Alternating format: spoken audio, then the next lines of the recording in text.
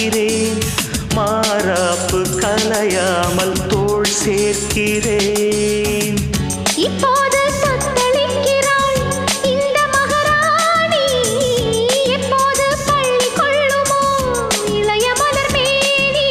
பருவக்கனியே பன்னீர் குளமே, நாம் காட்சிகள் காண்பதும் மோட்சங்கள் போவதும் இன்னும் 2 தினமே. உன் புன்னகை போதுமடி, சில பூக்களும் பூக்குமடி.